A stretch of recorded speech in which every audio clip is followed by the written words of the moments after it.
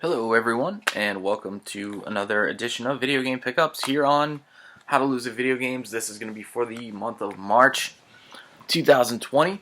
Might not be much of one next month. I think there's a couple things that, might be on the way or something like that, but, maybe we'll hold off until doing a Make Pickups video, and we'll just get everything in there at once. Anyway, though, there's not a ton to talk about this month, however.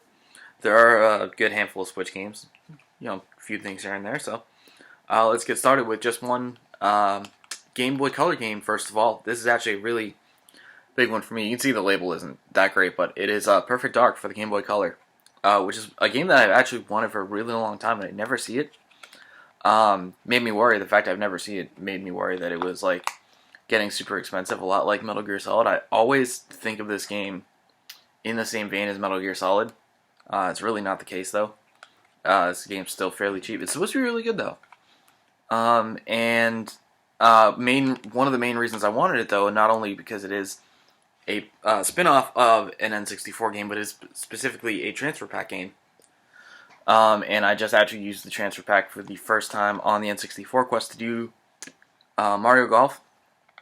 And I'll be using it, with each compatible game as we keep going, but the Perfect Dark one, kind of the forgotten one, a lot of people don't even realize this exists, and I knew I wanted it for a long time, and I actually forgot it existed until I forgot to check for it again until it was brought up on Stop Skeletons from Fighting, talking about transfer pack stuff, or I think we were talking about transfer pack stuff.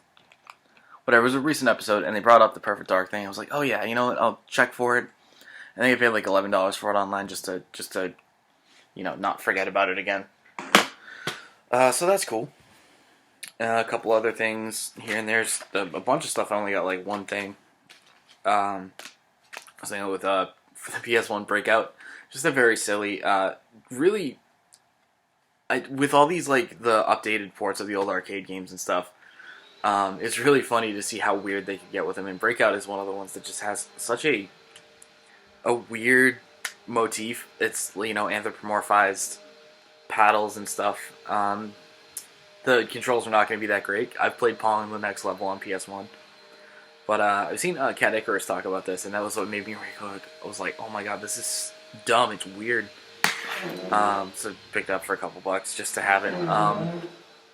Got one PC game here to add to the couple that I grabbed last month and got an actual PC. This is the kind of thing that, I do worry about, but I can collect a physical for it, even if it doesn't work on my system, really, even if it doesn't work on my computer. Like, a lot of things aren't going to, but I can have a physical, have something to play a version of it on, and pay for the legit version of it, even though the first Rebel Assault that came on the package that I bought basically doesn't work. But to have paid $10 for Rebel Assault 1 and 2 in a playable form, and have only paid like $5 for Rebel Assault 2 on physical, and actually traded in my PS1 version to have this as my collection version, was really funny too, because I've never done that, but specifically Rebel Assault 2 has always been a really big deal for me. I played it a ton as a kid, but the main thing about Rebel Assault 2 is that it may very well have been my first Star Wars anything. So, specifically the PC version of Rebel Assault 2 is a really, really big deal for me.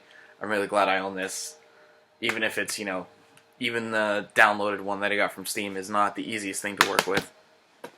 But yeah, it's cool stuff. It's a big one for me. I might want my PS1 version back at some point. I feel kind of dumb for doing that now, but I have, for the collection purposes, this is the version I want. Final Round Golf 2002 for the Game Boy Advance, sealed. I think partially because of the fact I was playing so much Mario Golf on the Game Boy Color to lead up to the fact I was going to do it on the N64. I was really into golf games and stuff, and now my intent is to actually stream some golf games here and there as well going forward, now that I've done all the hockey stuff. And even though this is sealed, I probably will pop it open. It's not expensive, it's not valuable. I just like knowing it would come with the box, because I bought off Declutter, and having a sealed copy, a really nice copy. And I basically saw this was up there for like $5. And I looked it up. I was like, is it decent? And it has pretty good reviews for this Game Boy Advance golf game. So I pulled the trigger. Cool one to add to the collection there. And one DS game here, Children of Mana. Again, not one that I would usually go out of my way for, but I saw one on eBay for like $15, which isn't as much as I would have thought. I thought it was more. It's really not that much more. But just for the fact, like, getting Collection of Mana, and, yeah, I would like to get Sword of Mana for the Game Boy Advance, which is actually a game that I really wanted to play, because a friend of mine had it when I was a kid. I never really played it myself. But, yeah, Children of Mana just being that last one, like, oh, you know, if you're going to play RPGs, this is the kind of RPG you kind of get into. The action RPG kind of stuff, so add that little odd one into the collection there at some point. Just one GameCube game. I've really slowed down on GameCube because I've got most of the things that I want. But Need for Speed Underground 2. I could have sworn I owned this for Xbox or something, and I didn't. I saw it. It was up on Declutter, and I was like, you know, I'd really like to get that GameCube version. I don't know if it's worth it. I don't know if I really, you know, need it that bad. And I looked up on my collection app, and I waited until I got home before I even bought it, because I didn't even believe my collection app that I didn't have it. I was like, I knew I had this. And I didn't. It wasn't anywhere here in the house or anything, so yeah, give me the GameCube version. That's the one I want. That is the version I'm going to buy at this point if I buy Need for Speed Underground 2. Glad that I finally have it on GameCube now. I apparently didn't have it before. We got 4. Actually, these kind of all go together here, so I'm just going to bring them all up.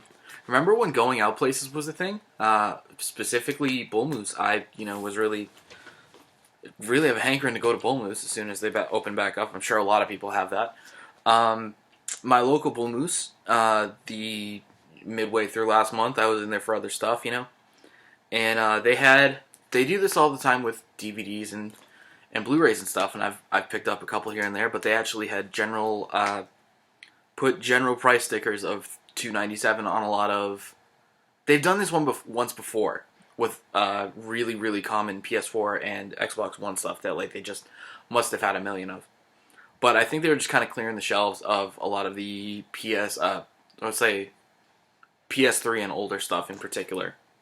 So all these games here were $2.97. There were better games than this. There were stuff that I, you know, could have picked up for $2.97, but I really didn't want to just go ham on it because, I mean, it's my local Bull Moose. They know me. They're, you know, good people over there who are, you know where I work and are good friends. So I just really filled in the blanks. If you're going to the Salem Bull Moose, if there's stuff that's still left there when they open back up, I would highly recommend filling in the gaps in your collection with, you know, shit like this, because it was really good to be like, oh yeah, you know, I'll take that, you know.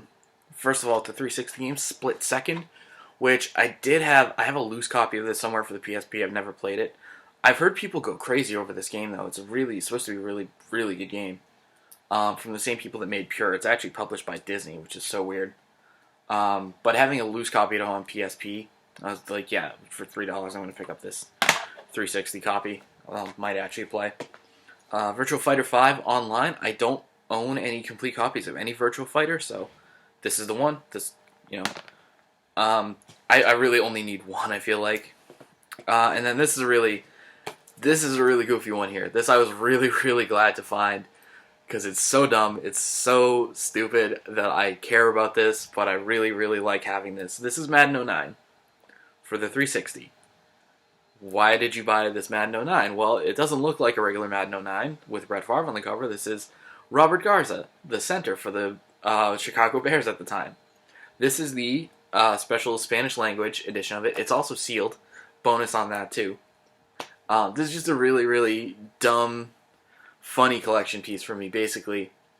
If you don't, I'll give you this short rundown. If you don't know, for a while, around this 360 PS3 time period, EA Sports did alternate Spanish language versions in North America, so they're on TSC games, of course, but like Latin America releases of all their sports games, or most of their sports games at least.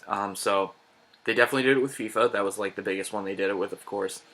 They did it with Madden, and they did even a couple of the NHL games. They at least got alternate covers for the region of the continent, basically, that they came out in. I can tell you, I think it was Madden 08. I don't even know who it was, but they'll either put a specifically Hispanic athlete on the cover, and or someone who plays for the teams in that region of the country. Specifically, the one that I'm thinking of, who I couldn't tell you who it was on the cover. I had to look up who this was. I just knew I wanted to buy it, especially because it was clearly not a skill position player. Skill position player being a relative term because it's something people, some people use to describe wide receivers and running backs and shit. This dude's a center. A center made the cover of a Madden game because he's, I believe, from Mexico. He's Hispanic. He's of Hispanic descent. That's the idea. His name's Robert Garza, and he was really good too. From what I learned, I forget where exactly he's from though. But his center for the Chicago Bears. So they would do one of the Madden games has a Chargers player, the formerly San Diego Chargers, because that's the region of the country that would be that. And I think NHL 12 had, he was playing goalie for the Anaheim Ducks. So Anaheim being, if anybody in any region of the country is going to care, if anybody in that area is going to care about hockey, they put that Anaheim Ducks local player on the cover for that reason. So it's just Madden 09, but I think all the audio and all the menus and stuff are default in Spanish. It's probably only in Spanish. But yeah, that's what this is. The similar thing happens in Canada, where they get an alternate cover every year of MLB The Show, which is really funny. There's always a Blue Jays player on it. And it's so weird that happens with MLB The Show, because even in 2016, the regular cover had Josh Donaldson of the Blue Jays on it, and they still, I think, gave him an alternate jersey color so that the Canadian version would still be different.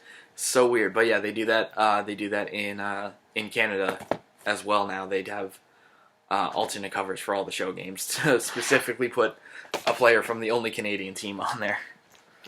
It's really funny. So anyways, yeah, that's a couple 360 games I picked up and some PS2 games here that I got as well. And you'll see a theme with these ones, like the stuff that they were getting rid of for the most part. The Madden Virtual Fighter is a pretty common game, and I just never picked it up. NBA Ballers Phenom, the NBA Ballers game that I didn't have. I think I have all the other ones except for the PSP one.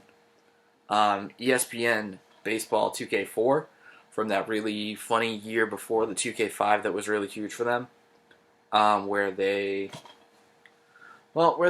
tried really hard to compete with EA on all fronts. Obviously, getting smoked on baseball, but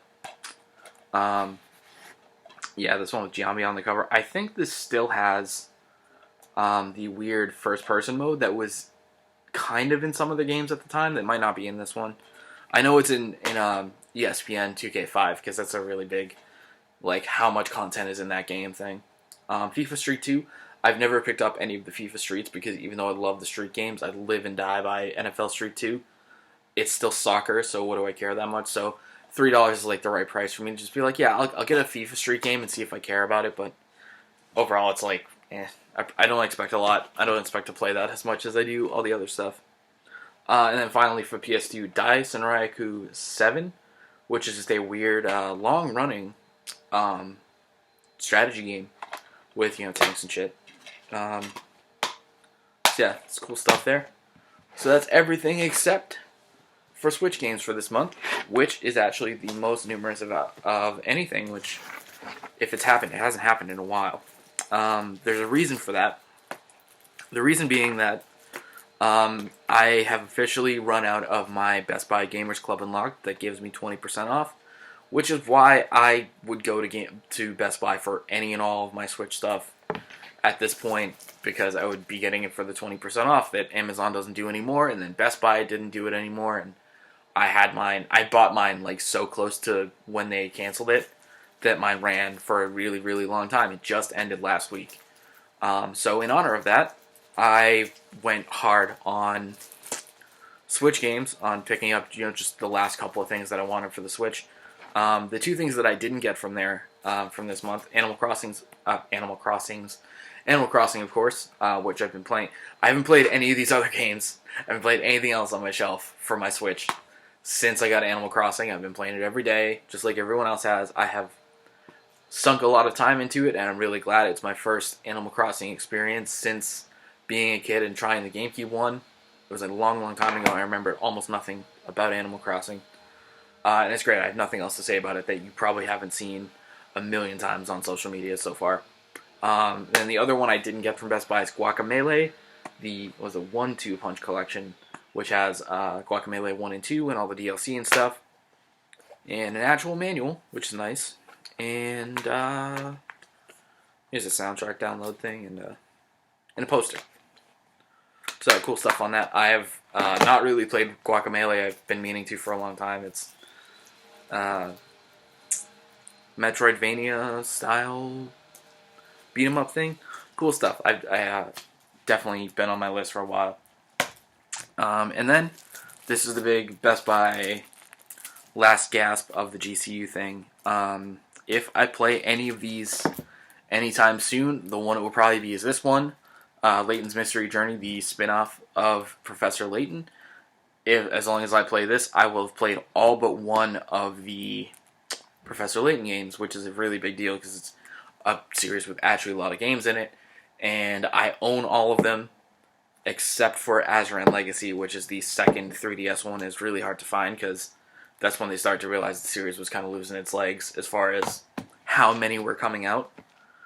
But anyway, I've played all the ones that I own. I don't own Azran Legacy, and now I just got this and I haven't played it yet, but I will at some point to keep that rolling and make sure I cover all my bases on a series that I really, really like. So, this one, Remothered Tormented Fathers, actually confused me for a really long time because I was going to pick this up, and then I saw that there was a second game, and it looked like it was calling them editions, like this was Tormented Fathers Edition, which is not the case at all. It's just Tormented Fathers, but they're named so similarly, and I knew nothing about the game. I thought that they were like two versions of the same game, and I was like, what is going on here?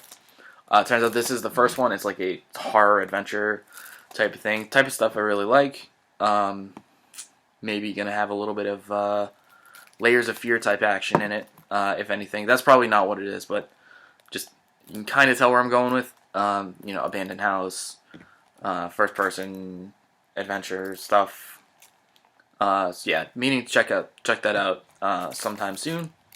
And then there's a second one coming out. So, bought mostly at the behest of my girlfriend, who really, really loves these games, and I have not ever actually played any of them because they're not my type. But it's Pokemon. It's Pokemon Mystery Dungeon Rescue Team DX, which I believe is a remake of... So I was really confused on this for a long time because Red Rescue Team came out for the Game Boy Advance and Blue Rescue Team came out for the DS. But those are pretty much like, a Red and Blue or a Gold and Silver. They just happen to be on two different consoles. So this is essentially only has to remake one game. It just happened to be that original game was in two versions split across two consoles, but otherwise was largely the same. The fact that you can be so many different Pokemon is probably my biggest selling point on this, like the reason I would probably give it a try. But I really don't know what to expect from it. I don't really anticipate that really going down in price anyway, so paying the $48 for it, not that long after it came out, wasn't that big of a deal, so seemed like a good time to throw it in with all the other stuff I was buying. This is Black Future 88, probably the only one that I hadn't really, seen and had my eye on before when I went to, check out all of the Switch stuff that I could have picked up. But this is a roguelike shooter with a sort of synth punk is what it calls itself, which is actually looks super cool. It's supposed to be good stuff. 2D retro style, Contra-esque shooter with that sort of 88 punkish futuristic vibe. Cool stuff. Looks really dope. Looks really dope is what I mean to say. Probably the one that I was the least sold on, but it's cheap enough that I was still kind of okay picking it up. It actually was released on limited run for PS4, but got a regular resale release for Switch. It's Everspace Stellar Edition. Again, the sort of roguelike thing doesn't necessarily draw me in, and it gives me pause in the sense that I don't know if I'll ever necessarily feel like I'm making any progress, and therefore won't stay with it for a long time. But if you look at the openness, the exploration, the space exploration part of it, I do think that's really cool. I think it looks really good, and people seem to really like this. So for picking this up for I think like $15 after my discount, that's pretty good. Good one to throw in the collection. And then finally, this is actually by Inti Creates, who I think are the same guys that do Bloodstained. This is Dragon Marked for Death, so it actually probably pretty similar, beat 'em up 2D style, side scroller, beat 'em up action RPG type of thing, kind of like they have going on in Bloodstained. This came out, this launched at $50, and I immediately looked at it like, that's a game I'm going to have my eye on, because it might go over really well, it might be kind of lame. It's dropped enough that I don't feel bad picking up for, I think it was like $25 after the discount. So yeah, I like seeing, beat 'em ups and, retro style stuff, but that has like really, really, really good sense of style and graphics, and that's what this game seems to have in spades. That's the main thing that sold it for me. Was that. So that is a big chunk of games to add on to the Switch shelf here. There's actually one more game that was in my Best Buy order that will be on the thing for next month because it wasn't in stock at the store when I went to pick these up, and should be here today or tomorrow or Friday. So that'll be one thing that I know for sure is going to be in my my pickups thing. So yeah, that's it for today. I might not see y'all on a pickups video for maybe another month or 2 months altogether, but that's the way things are right now. I'll be making plenty of stuff for the channel nonetheless. So thank you for watching, and I'll see you next time.